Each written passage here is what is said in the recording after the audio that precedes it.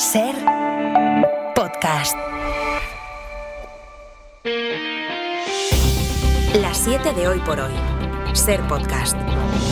Hola, muy buenos días. Las víctimas y familiares de la Dana mostraron ayer su indignación por la participación del presidente Carlos Mazón en el funeral de Estado que se celebró en Valencia. Se sintieron humilladas e insultadas por su presencia y esa desazón dejó la foto de la anomalía institucional que atravesó el acto. El presidente de la Generalitat no pudo saludar a las víctimas, a las protagonistas de un acto en el que Mazón estuvo constantemente señalado. Antes de que empezara la ceremonia, los familiares se reunieron en una sala contigua con los reyes, con el presidente del gobierno, también con los presidentes del Senado y del Congreso. Las víctimas no quisieron que en ese encuentro participase Mazón, pero el presidente tuvo que quedarse a escuchar los gritos de familiares antes y después del funeral. ¡Rata cobarde! ¡Asesino! ¡Nos has matado la vida! Viniendo aquí te ríes de nosotros, con la periodista sinvergüenza, cuando estaba la gente ahogándose. José Luis Astre, hola. Hola, buenos días. Mazón tuvo que escuchar ayer cómo sonaba la rabia de los padres, los hermanos, los hijos, las parejas de quienes perdieron la vida el 29 de octubre. Los gritos, los insultos, el clamor por su dimisión pararon solo durante la ceremonia. Fue entonces cuando Virginia Ortiz, representante de las víctimas de Letur, se refirió así a la responsabilidad de quienes omitieron su deber. Las inundaciones son en España el fenómeno natural que más muertes provoca. Pero no fue este fenómeno el causante de la catástrofe que hemos sufrido. Es quien omite su deber, a sabiendas de que su omisión puede suponer la pérdida de vidas humanas, quien comete el acto primigenio que deriva en sus muertes.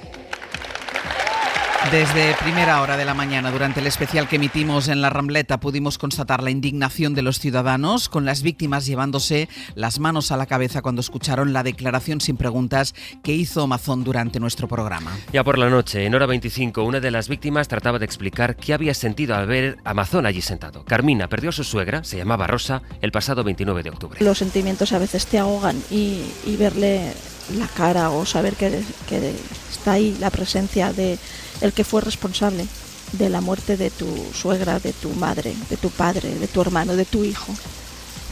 Es duro, es muy fuerte tenerlo ahí y callarte. Mazón asistió al funeral sin mediar apenas palabra con ninguno de los presentes. Feijóo se sentó solo a unos metros del presidente. En el Partido Popular reconocen que ayer hubo mucha incomodidad con todo lo ocurrido antes, durante y después del acto. Pero la Dirección Popular por el momento no se mueve de sus 13. La continuidad de Mazón sigue ligada a la reconstrucción.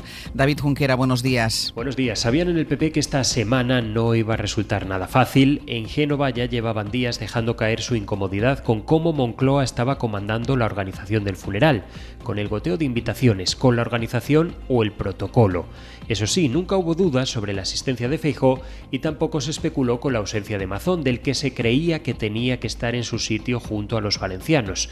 Algunos cargos sí temían que pasara lo que finalmente ha ocurrido, que el presidente fuera blanco de reproches y la erosión que esto pueda acarrear para la marca PP. Pasado un mal trago que se daba por hecho, el futuro de Mazón vuelve a quedar en una nebulosa.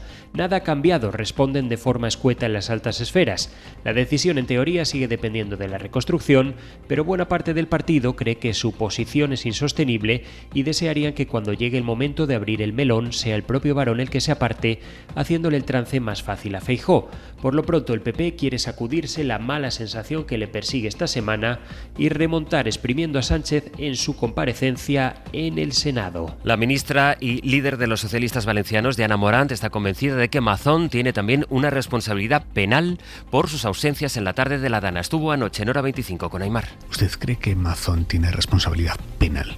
Yo creo que sí, que aún no sabemos lo que hizo aquella tarde, pero sí que sabemos que tiene muchas llamadas con la consellera, que tiene llamadas con el presidente de la Diputación.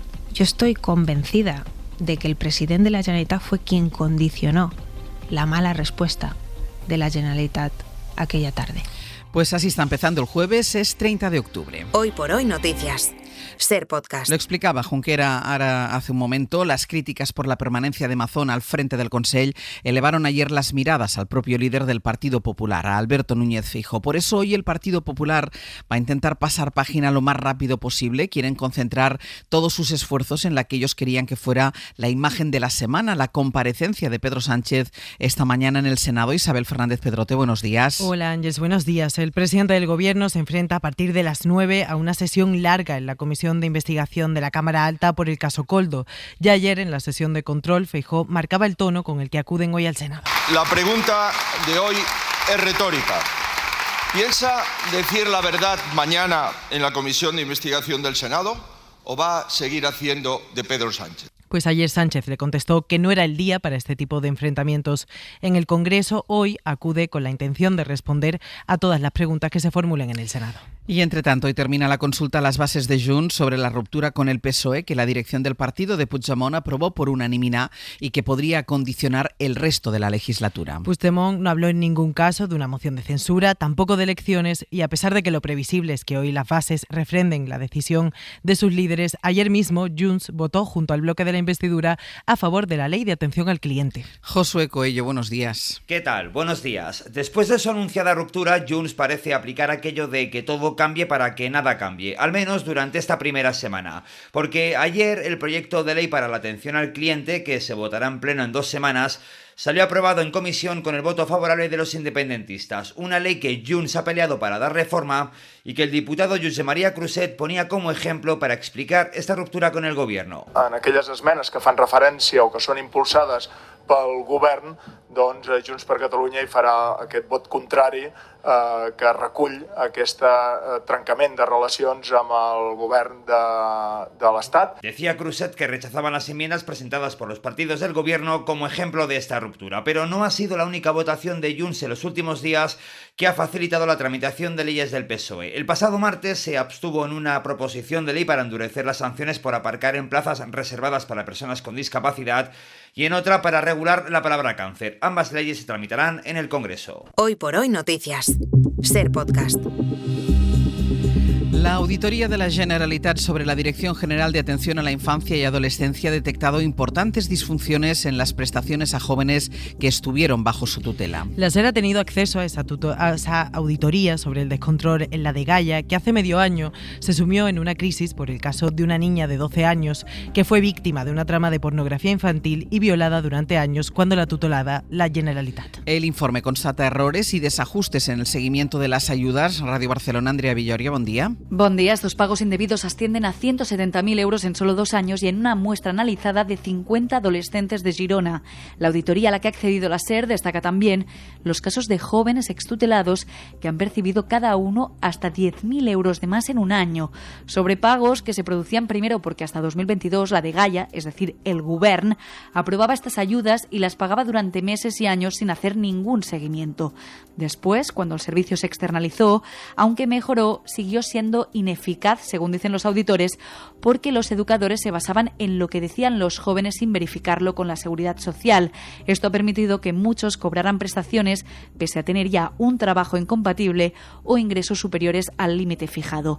A pesar de este caos, el informe descarta el fraude y atribuye el problema a desajustes normativos y carencias en el sistema de control. Del exterior, la madrugada deja una imagen que no se veía desde 2019, la primera reunión cara a cara entre el presidente chino Xi Jinping y Donald Trump desde que este volvió a la Casa Blanca. Se han visto en Corea del Sur para intentar cerrar un acuerdo que acabe con su guerra arancelaria. Trump ha dicho que la reunión ha sido increíble y que han alcanzado muchos acuerdos, entre ellos uno que permite la rebaja parcial del castigo comercial a Pekín. Bayo, buenos días. Buenos días, sí, 1 hora y 40 minutos han estado reunidos Xi y Trump en una base militar surcoreana, una cita que, como decías, venía marcada por las tensiones comerciales entre Washington y Pekín, que quedan parcialmente diluidas tras anunciar Trump una rebaja del 10% a sus aranceles contra China, del 57 al 47%, gracias a que, dice, Pekín está frenando el flujo de fentanilo hacia los Estados Unidos. El líder estadounidense ha prometido una visita a Pekín en abril para verse de nuevo con Xi, que ha calificado como un líder enorme de un gran país con el que dice espera colaborar en otras áreas internacionales, como Ucrania, donde espera que trabajen juntos para ver si consiguen algo, ha dicho literalmente Donald Trump, quien ha defendido retomar los ensayos nucleares estadounidenses tras 3 décadas y quien ha lamentado no haberse podido reunir esta vez con Kim Jong-un, el líder norcoreano, surcoreano al que espera poder rendir una visita más adelante. Los liberales progresistas han dado la sorpresa este miércoles en Países Bajos y han empatado con la ultraderecha de Wilders, que iba primera en las encuestas y ha terminado por dejarse hasta 11 escaños. Los dos han empatado a 26 y todo apunta a que habrá un gobierno progresista y europeísta en la quinta economía de la Unión Europea. Corresponsal comunitario Enrique García Pozo, buenos días. Buenos días, sí, sorpresa en Países Bajos. El candidato liberal progresista de la formación D66 se perfila, por tanto, como nuevo primer ministro de la quinta economía del euro, en un gobierno de coalición en el que podrían participar los democristianos y la plataforma encabezada por el socialdemócrata Timmermans, ex vicepresidente de la Comisión Europea. Ambos habían dejado claro que no formarían un gobierno con el ultra, así que en una campaña centrada en la migración irregular, parece que se ha impuesto por la mínima un candidato joven de 38 años con un discurso moderado que casi triplica los escaños obtenidos por su formación en 2023. Y de la crónica internacional quedan también todavía las consecuencias del huracán Melissa a su paso por el Caribe. Son ya al menos 49 los muertos. La peor parte se la ha llevado Haití, donde las autoridades hablan de unos 40 fallecidos, entre ellos 10 niños. Pisó Cuba con categoría 4/5 y ha alcanzado vientos de hasta 200 km por hora. En Haití ha dejado inundaciones, crecidas de ríos y numerosos rescates. En Jamaica ha destrozado hospitales, calles y casas. Hoy por hoy noticias.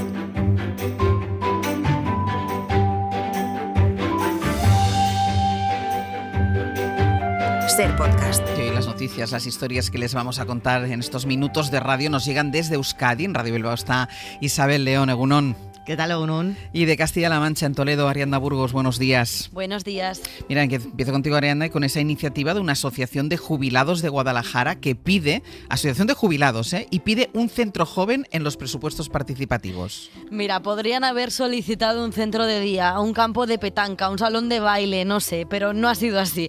La Asociación de Jubilados y Pensionistas del barrio de Los Manantiales se ha preocupado por los jóvenes de su barrio y han pedido un centro para que los chicos y las chicas puedan socializar y llevar a cabo las actividades propias de su edad. El proyecto ha gustado porque ha ganado David García, concejal de Barrios. El proyecto ganador fue presentado por la Asociación de Jubilados y Pensionistas de Los Manantiales, que es un proyecto que es la fase inicial de un centro joven en Los Manantiales, en el edificio de la antigua fábrica de Arín. Y además, con este proyecto recuperan patrimonio histórico. Este edificio estuvo a punto de ser demolido y ahora podría convertirse en el punto de encuentro de los más jóvenes. Pues muy bien, por esa asociación de jubilados. Isabel, si paseas por el centro de Vitoria, resulta que te encuentras con un muro, así que se puede parecer un poco al muro de Berlín, ¿pero por qué? Bueno, pues porque para empezar tiene 3,5 metros de altura, que ha dividido en dos la principal plaza de la ciudad, la Plaza de la Virgen Blanca. Es una obra que se ha instalado con motivo de la Bienal Internacional de Arquitectura de Euskadi, obra del autor Sebastián Bayo, para hacer reflexionar sobre los muros y las fronteras que hay en el mundo, pero es que además es un lienzo ofrecido a la ciudad para que la gente exprese lo que quiera. Y no ha hecho falta insistir desde el primer momento. Días incluso antes de la inauguración de la obra se ha llenado de grafitis, reivindicaciones, declaraciones de amor, poemas e ilustraciones. Hay a quien le gusta y a quien no. Un muro lleno de grafitis. Personalmente a mí no me gusta, estéticamente no me parece bonito, claro. Como no somos de aquí no nos molesta mucho, aunque a la vista sí. Sí, hemos visto estos días cómo lo montaban y después la gente ha ido haciendo sus aportaciones. Algunas son reivindicaciones, otras simplemente son mensajes, unos más vitalistas, otros más reivindicativos, otros artísticos simplemente. Como nos den opción, escribimos y ponemos. Eso está claro, el debate es servido. Hasta el 13 de noviembre va a estar en la Virgen Blanca. Un lienzo para pintar que se pintó en un segundo. La ciudad de Toledo vende un camión de bomberos a otro ayuntamiento. Se lo vende por 5.001 euros, Ariadna, pero es que resulta que el camión tiene más de 40 años. Sí, ¿y quién va a querer este trasto, no? Se están preguntando. Bueno, pues este camión también tiene derecho a una segunda vida y esta segunda etapa la va a pasar en Guadamur, un municipio de poco más de 1.700 habitantes de la provincia de Toledo. Compran este camión por 5.000 euros para dar cobertura al dispositivo de extinción de incendios durante la pólvora de las fiestas grandes de Guadamur. Ya saben que este tipo de actividades siempre requieren un equipo de extinción. De hecho, este año en septiembre hubo polémica porque la localidad llevó a cabo este espectáculo mientras que a pocos kilómetros en Polán se estaba produciendo un incendio forestal. Así que un camión de bomberos para unas solas fiestas, algo así se podría llamar la película. Y otra polémica en Vitoria, en este caso por un laberinto vegetal. Así lo han llamado y es optimista hacerlo porque casi tiene más de laberinto vegetal vuestra terraza, porque lo que se dice perderte entre plantas no sucede. La planta todavía no ha crecido lo suficiente, debería medir unos 70 y hay sitios que llega a la altura de las caderas y tampoco es muy frondoso, se ve todo al otro lado. Primero se dijo desde el Ayuntamiento de Vitoria que la hoja era caduca y que se caía en otoño, pero resulta que es hoja marcescente. Se seca, pero no se cae. Total, que hay que tener paciencia. Tendremos que enviar a Eduardo Barba para allá. Hasta luego, Ariadna. Adiós. Y vamos ya con nuestra recomendación cultural para empezar el día. Hoy Pepa Blanes nos propone una lectura. En la novela que recomendamos conviven el lujo con lo cutre, como en la vida misma. Por mi parte no había ningún intento de hacer ninguna denuncia social. Lo que pasa es que creo que en el encuentro de extremos siempre surgen las cosas interesantes. Así que poner por ejemplo, en este caso, a un chico joven bastante pobre con una señora rica y excéntrica, me parecía muy interesante porque al final cuando se juntan los dos tienen bastante poco que perder, pero por diferentes motivos. Guillermo Alonso es el autor del Efecto Deseado, un libro que nos recuerda a la picaresca española, género consolera en nuestras letras y que ha editado Seis Barral. Sigue a un joven que se queda huérfano y que trabaja de botones en un hotel decadente, pero su periplo lo lleva por casas de señoras ricas hasta a Benidorm. Vas a fiestas y vas a lugares con mucho mármol, en hoteles suntuosos en los que tú normalmente no entrarías y te encuentras a una gente bastante variopinta. Y de ahí, pues bueno, sobre todo esta gente tiene esta cara tranquila de lo que llamamos dinero viejo. Nos gustan las descripciones de sus ambientes ricos y decadentes donde el catering lo dice todo, pero también la historia de soledad y de identidad de este chico y cómo va surfeando las sorpresas que le depara la vida. Para no perderte ningún episodio, síguenos en la aplicación o la web de la SER, Podium Podcast o tu plataforma de audio favorita.